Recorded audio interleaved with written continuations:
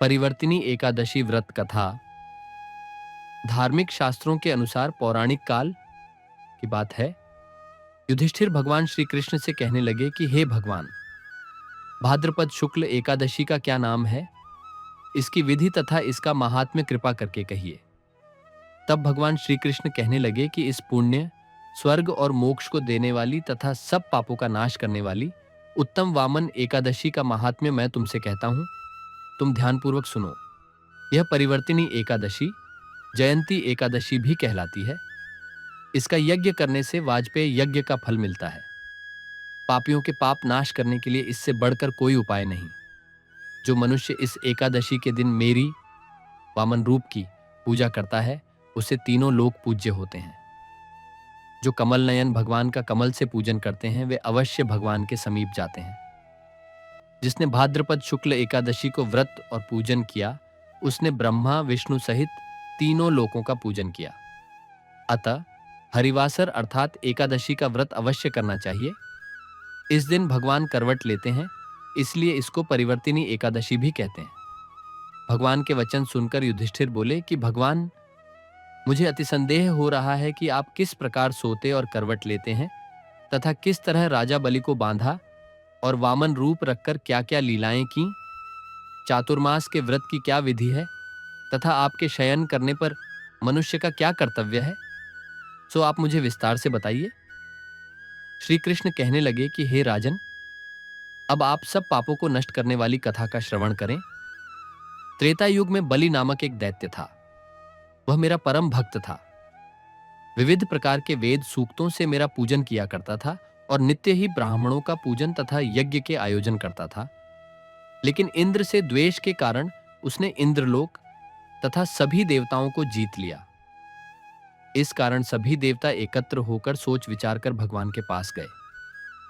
बृहस्पति सहित इंद्रादिक देवता प्रभु के निकट जाकर और नतमस्तक होकर वेद मंत्रों द्वारा भगवान का पूजन और स्तुति करने लगे। अतः मैंने वामन रूप धारण करके 5वां अवतार लिया और फिर अत्यंत तेजस्वी रूप से राजा बलि को जीत लिया। इतनी वार्ता सुनकर राजा युधिष्ठिर बोले कि हे जनार्दन, आपने वामन रूप धारण करके उस महाबली दैत्य को किस प्रकार जीता।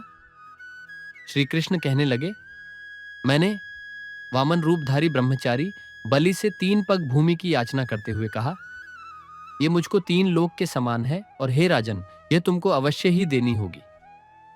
राजा बलि ने इसे तुच्छ याचना समझकर 3 पग भूमि का संकल्प मुझको दे दिया और मैंने अपने त्रिविक्रम रूप को बढ़ाकर यहां तक कि भूलोक में पद, भुवरलोक में जंघा, स्वर्गलोक में कमर, महलोक में पेट, जनलोक में हृदय, यमलोक में कंठ की स्थापना कर सत्यलोक में मुख, उसके ऊपर मस्तक स्थापित किया। सूर्य, चंद्रमा आदि सब ग्रहगण, योग, नक्षत्र, इंद्रादिक देवता और शेष आदि सब नागगणों ने विविध प्रकार से वेद सूक्तों से प्रार्थना की। तब मैंने राजा बलि का हाथ पकड़कर कहा कि हे राजन, एक पद से पृथ्वी, दूसरे से स्वर्गलोक पूर्ण हो गए। अब तीसरा पग कहां रखूं? तब बलि ने अपना सिर झुका लिया और मैंने अपना पैर उसके मस्तक पर रख दिया, जिससे मेरा वह भक्त पाताल को चला गया। फिर उसकी विनती और नम्रता को देखकर मैंने कहा कि हे बलि, मैं सदैव तुम्हारे निकट ही रहूंगा। विरोचन पुत्र बलि से कहने पर भाद्रपद शुक्ल एकादशी के दिन बलि के आश्रम पर मेरी मूर्ति स्थापित हुई। इसी प्रकार दूसरी क्षीर सागर में शेषनाग के पष्ट पर हुई। हे राजन, इस एकादशी को भगवान शयन करते हुए करवट लेते हैं, इसलिए तीनों लोकों के स्वामी भगवान विष्णु का उस दिन पूजन करना चाहिए। इस दिन तांबा, चांदी, चावल और दही का दान करना उचित है। रात्रि को जागरण अवश्य करना चाहिए। जो विधिपूर्वक इस एकादशी का व्रत करते हैं, वे सब पापों से मुक्त होकर स्वर्ग में जाकर चंद्रमा के समान प्रकाशित होते हैं और यश पाते हैं। जो पापनाशक इस कथा को पढ़ते या सुनते हैं, उनको 1000 अश्वमेध यज्ञ का फल प्राप्त होता है।